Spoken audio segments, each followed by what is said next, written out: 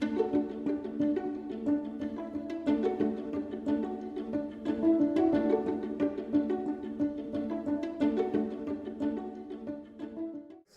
one of the more interesting stories that we have here in Untold Stories is the story of Ralph MacLean.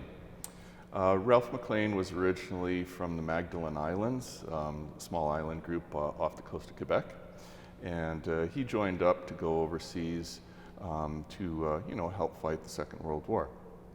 He joined up with the Royal Rifles of Canada and didn't really know where he would be sent to, but the regiment ended up getting sent to Hong Kong at the end of 1941. This was as things were ramping up in the Pacific, and they were worried about the Japanese invading Hong Kong.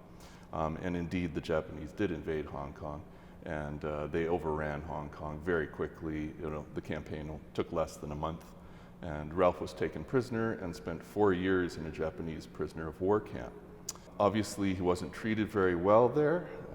Conditions were terrible in the Japanese camps. There was a lot of disease there, a lot of starvation. A lot of our prisoners died.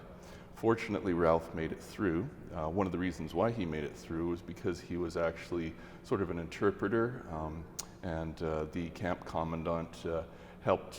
He wanted to practice his English with Ralph MacLean, so they established a bit of a relationship. The camp commandant at the end of the war actually presented Ralph with a pipe and a tobacco pouch, just as a thanks for his help during his time there. And as Ralph was being repatriated at the end of the war, he was on a train just about to leave the camp. The camp commandant ran up to the train, ripped off his shoulder insignia, his collar insignia, and gave them to Ralph and said, "Don't forget me." So that was a pretty poignant part of Ralph's experiences. He went back home to Canada, eventually settled in Calgary, and started a family.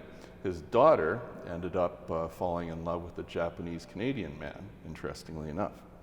And the Japanese-Canadian man's family had been interned during the Second World War.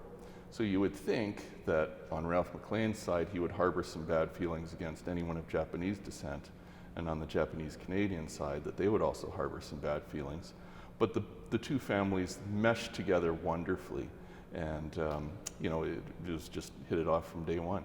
And the grandson, Ralph's grandson, Mark Sakamoto, that resulted from that union, he actually wrote a best-selling book called Forgiveness that won the CBC Reads competition about the story of the melding between the two families. So it's just one of the wonderful stories that we have in the gallery. And we actually have Ralph MacLean speaking on our oral history touchscreen, so you can learn more about his story and more about the story of Hong Kong in the exhibit.